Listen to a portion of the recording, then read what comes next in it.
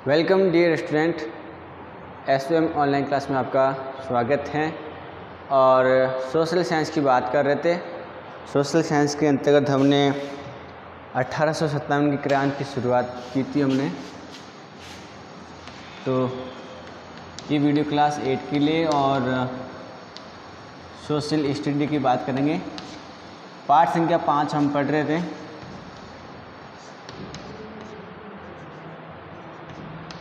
ठीक है, और 1857 की क्रांति पढ़ रहे थे।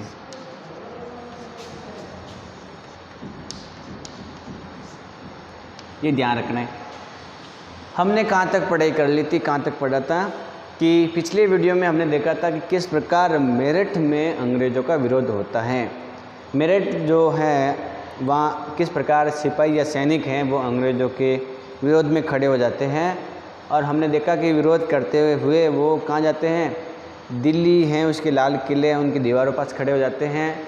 और वो अपना जो नेता है बहादुर शाह जफर को बना देते हैं। इसके पीछे हमने कारण भी समझा था। ठीक है, तो ये हमने पढ़ लिया था। अब अंग्रेज़ों को लगने लग गया था कि ज़्यादा समय तक टिक नहीं पाएंगे, क्योंकि अधिकतर जो लोग हैं उनके खिलाफ थे। तो शुरुआत कैसे हुई हमने समझ लिया, क्यों हुई ये भी समझ लिया। अब बात करते हैं कि बगावत फैली कैसे, ये विद्रोह कैसे लोगों तक फैला, किस प्रकार पूरे देश में फैला, उसकी बात करेंगे। तो अगला जो टॉपिक है बगावत फैलने लगी।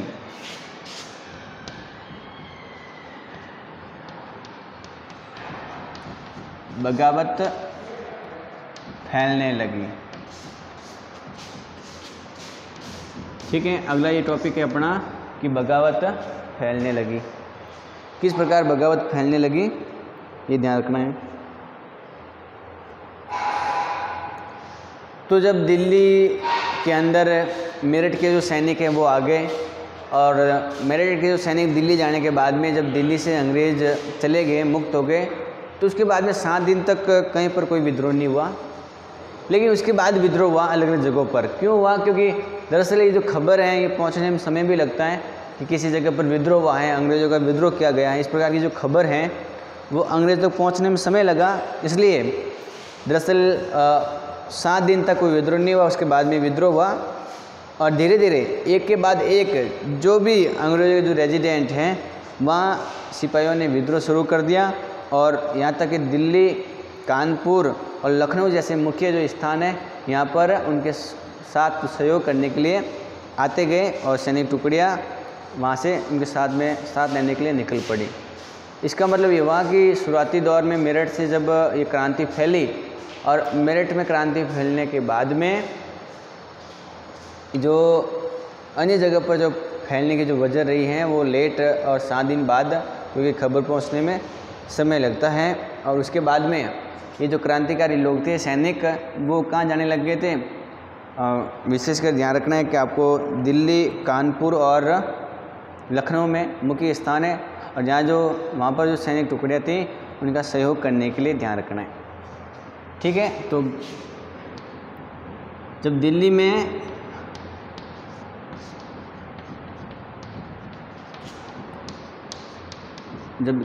अंग्रेज, जब दिल्ली से अंग्रेज चले गए या अंग्रेज निकल गए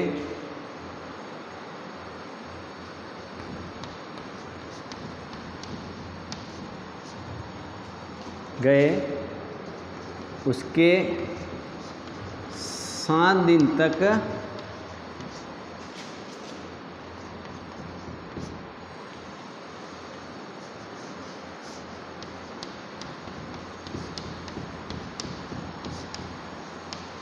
कोई विद्रोह नहीं हुआ।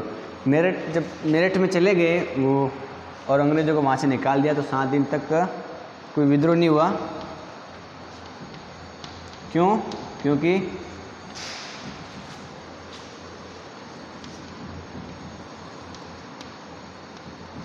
क्योंकि खबर पहुंचने में समय लगा। ठीक है,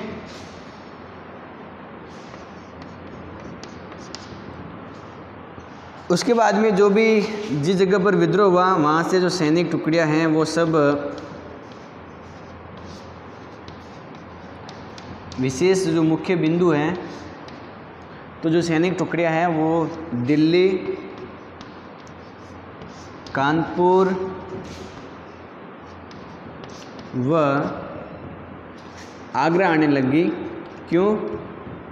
लखनऊ आने लगी। क्यों भाई? क्योंकि ये जो मुख्य बिंदु है, यहाँ जो सैनिक टुकड़ियाँ उनके सहयोग करने के लिए, तो सैनिक टुकड़ियाँ दिल्ली, कानपुर व लखनऊ आने लगी ताकि वो यहाँ की सैनिक टुकड़ियों का सहयोग कर सके। यहाँ की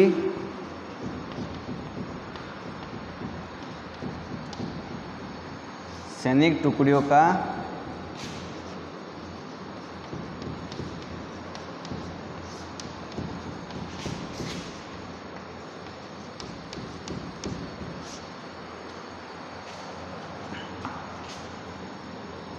सहयोग कर सके। तो ये बात आपको अपने कॉपी में लिखना है बढ़िया राइटिंग में। तो अब आपको समझनी ये है कि किस प्रकार बगावत फैली, जिसके तहत दिल्ली से जो अंग्रेज हैं वो चले गए।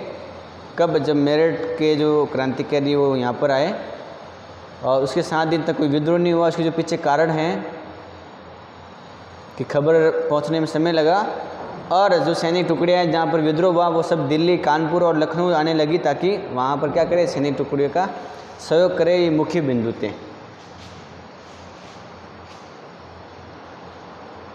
अब इस प्रकार से जब सैनिक आने लगे तो उनके देखा देखी में और भी जो गांवों की जनता है वो उनका सहयोग करने लगी और वो भी रास्ते में उतर पड़ी।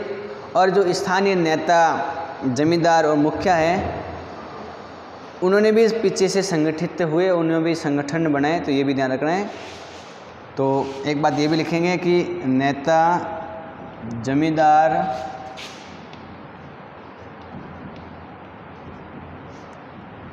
व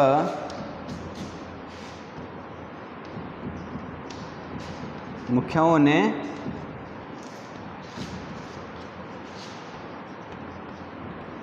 संगठन बनाया।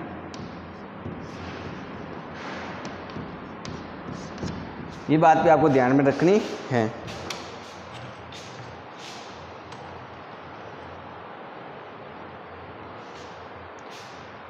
तो सैनिकों का दौर क्या चल रहा है ये हमने समझ लिया। अब जब सैनिक जा रहे थे इस प्रकार से तो उनकी देखा देखी में जनता भी रास्ते में उतर पड़ी इस विद्रोह में। और नेता, जमींदार व मुखिया है, तो मुखियाओं ने, नेता, जमींदार व मुखियाओं ने संगठन बनाया जब सैनिक चले गए दिल्ली के अंदर। और अब लोगों को लगा कि हम अंग्रेज़ों को यहाँ से बाहर निकाल सकते हैं और उनको निकालेंगे। और हर जगह अंग्रेज़ों की हार होती जा रही थी और भारी से भारी विद्रोह बढ़ता जा रहा था और जनता उनका सहयोग करने लगी थी। तो इस कारण से अब जनता भी पूर्णतया आगे बढ़ करके इस विद्रोह में भाग ले रही थी और उनको विश्वास होने लग गया था, एक तरह से जोश और आत्मविश्वास बन गया था कि अब हम क्या करेंगे, इन अंग्रेज़ों को देश से निकालेंगे। ये भारत का उस समय 19वीं शताब्दी का बड़ा विद्रोह था जिसकी हम बात कर रहे हैं, 1857 की क्रांति। तो इस प्रकार से अब किसी प्रकार की कोई समस्या नहीं थी, जनता भी अंग्रेज़ों से लोहा लेने के लिए आतुर थी और उन्होंने भी लिया। ठीक है। उसके बाद जो नाना साहब हैं कानपुर के अंदर, वो वहीं रहते थे, उन्होंने भी सेना इकट्ठा की और वहाँ से ब्रिटिश सैनिकों को बाहर निकाल दिया, खदेड़ दिया कानपुर से। तो एक बात आपको ये ध्यान रखनी है कि जो नाना साहब हैं उन्होंने कानपुर में अंग्रेज़ों को बाहर निकाल दिया, ये ध्यान रखना है। तो नाना साहब ने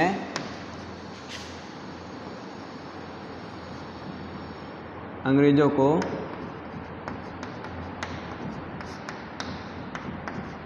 कानपुर से खदेड़ दिया।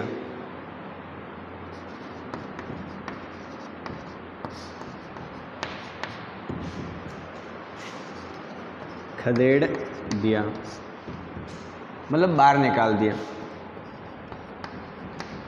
ठीक है, ये बात आपको ध्यान में रखनी है।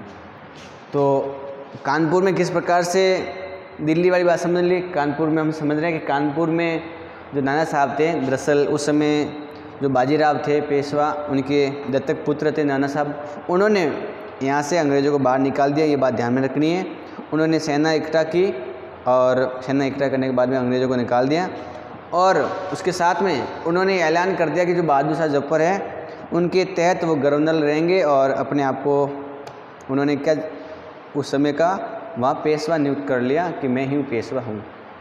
ठीक है, तो ये बात ध्यान रखनी है। उसके बाद में लखनऊ में क्या हुआ कि लखनऊ में इस प्रकार से उन्होंने अंग्रेज़ों को बाहर निकाल दिया, और उस समय जो नवाब वाजिद अली हैं वो खुद नवाब बन गए, और उन्होंने उनके जो बेटे हैं वो नवाब बन गए। नवाब उस समय जो थे नवाब वाजिद अली शाह। ठीक है, तो उनके जो बेटे थे जिनका नाम था बिरजिस कद्र, उनको नया घोषित किया नवाब। तो अगली लाइन जो आपको लिखनी है कि लखनऊ में अंग्रेज़ों को बाहर भगा दिया। लखनऊ में अंग्रेज़ों को निकालने के बाद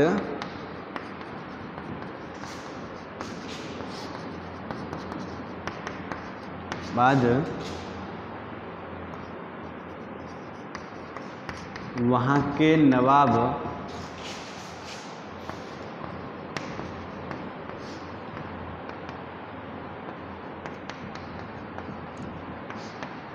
वाजिद अली के बेटे करवीस और जो बरवीस कद्र है उनको क्या बना दिया, नवाब बना दिया। तो नवाब जो वाजिद अली हैं, जो उनके बेटे हैं जिनका नाम था बिरजिस कद्र, उनको नवाब बना दिया। तो बिरजिस कद्र को नया नवाब घोषित कर दिया।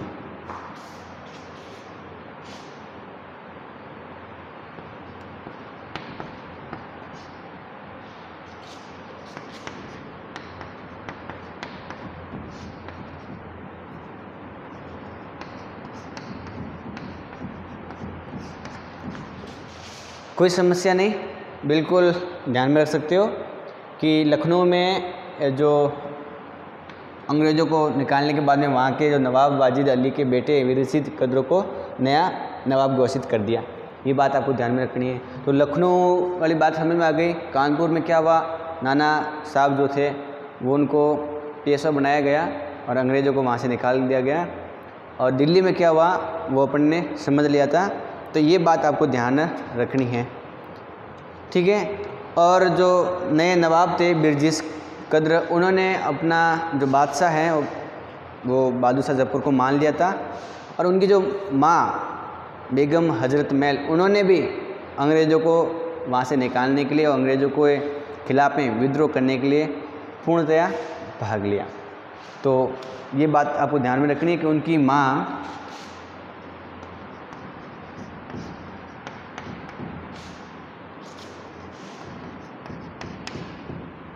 हजरत बेगम, उनकी माँ बेगम हजरत या हजरत बेगम, ठीक है। तो पहले लिख देता हूँ बेगम हजरत महल, बेगम हजरत महल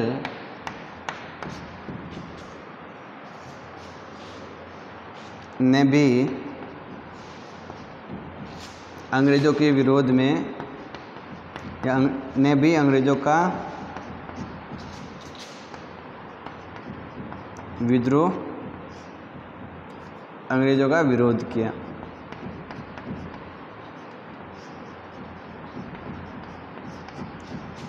तो हमने कानपुर में किस प्रकार नाना साहब ने अंग्रेज़ों को वहाँ से भाग निकाला और बाहर निकालने के बाद में पेशवा नियुक्त हो गए।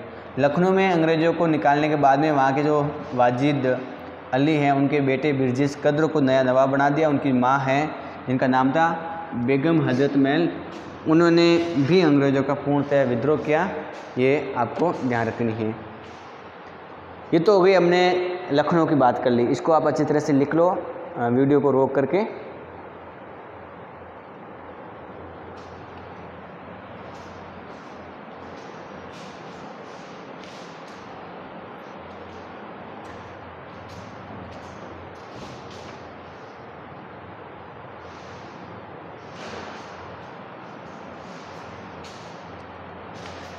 अब हम पढ़ेंगे झांसी में किस प्रकार से झांसी की रानी ने उनका विद्रोह किया और अंग्रेज़ों को वहाँ से भी भागना पड़ा।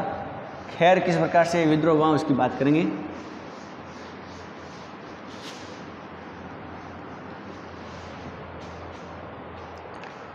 तो झांसी में जो रानी लक्ष्मीबाई थी उन्होंने भी सैनिकों का सहयोग किया और अंग्रेज़ों के विरोध में खड़ी हो गई, ठीक है। और उनका जो सहयोग करने वाले थे नाना साहब के जो सेनापति थे तात्या तोपे, उन्होंने भी झांसी रानी का सहयोग किया और अंग्रेज़ों के खिलाफ हो गए। तो ध्यान रखना है कि झांसी की रानी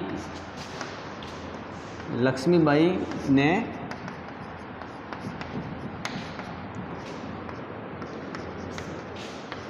सैनिकों का सहयोग या सैनिकों का साथ दिया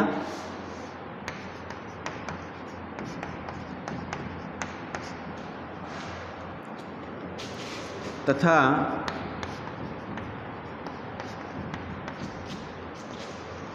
नाना साहब के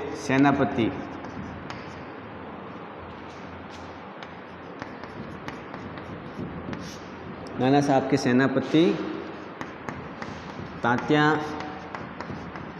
टोपे ने भी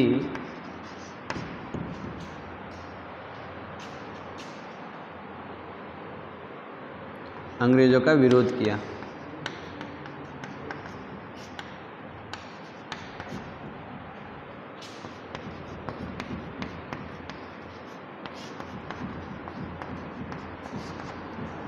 ठीक है, ये बात लिखो और इसको ध्यान रखना है कि झांसी की जो रानी है लक्ष्मीबाई, उन्होंने सैनिकों का सहयोग किया, सैनिकों का साथ दिया तथा नाना साहब के जो सेनापति तात्या तोपे थे उन्होंने भी अंग्रेज़ों का विरोध किया। ये बात आपको ध्यान में रखनी है और याद रखनी है, ठीक है। तो ये तो हो गया आपके झांसी में जो मध्य प्रदेश के जो मांडवा क्षेत्र हैं और साथ में राजगढ़ की जो रानी है बाई लोधी, उन्होंने 4000 सैनिकों की फ़ौज तैयार की और अंग्रेज़ों के खिलाफ़ छोड़ दी गई, और क्योंकि वहाँ पर भी अंग्रेज़ों का नियंत्रण था।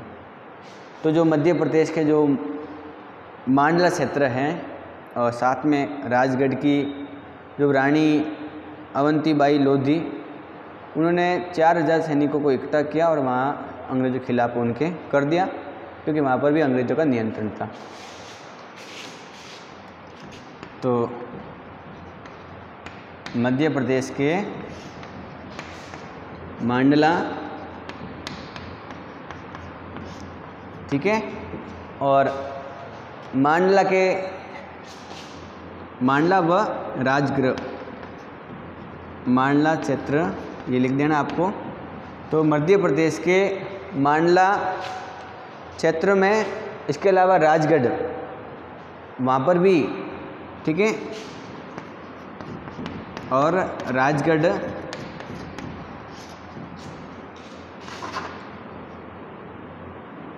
की अवंतीबाई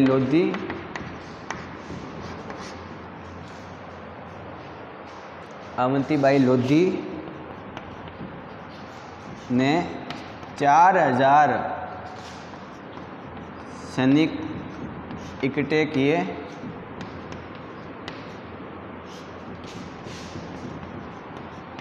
और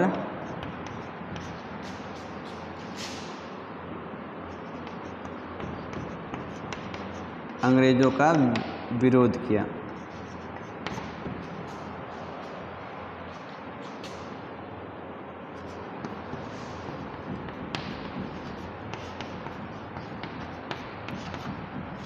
ठीक है, तो ये बात आपको ध्यान में रखनी है कि मध्य प्रदेश के जो मांडला क्षेत्र प्रदेश हैं उसमें राजगढ़ की जो अवंतीबाई हैं उन्होंने भी 4000 सैनिकों को इकट्ठा किया और फौज तैयार करने के बाद में अंग्रेज़ों का विरोध किया, क्योंकि वहाँ पर भी क्या था, अंग्रेज़ों का नियंत्रण था।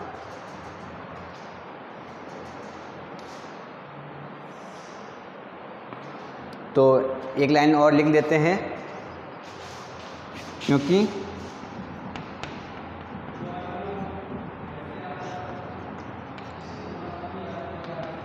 वहाँ पर भी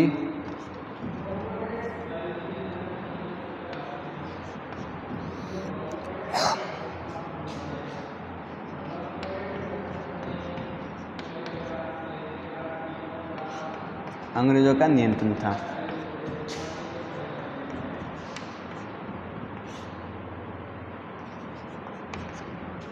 ठीक है। दिल्ली वाली घटना हमने पढ़ ली, कानपुर में क्या हुआ, लखनऊ में क्या हुआ, और झांसी में किस प्रकार लक्ष्मीबाई ने विरोध किया, वहाँ जो सेनापति तात्या या तात्या तोपे ने किस प्रकार विद्रोह किया। इसके अलावा मध्य प्रदेश में किस प्रकार हुआ, वहाँ की जो अवंतीबाई लोधी है उन्होंने 4000 सैनिकों को इकट्ठा किया, सैनिक इकट्ठे किए और अंग्रेज़ों का विरोध किया, क्योंकि वहाँ पर भी अंग्रेज़ों का नियंत्रण था। ठीक है, तो ये लिखेंगे बढ़िया राइटिंग में, बाकी अपना अगले वीडियो में पढ़ेंगे। आज के लिए इतना ही, धन्यवाद।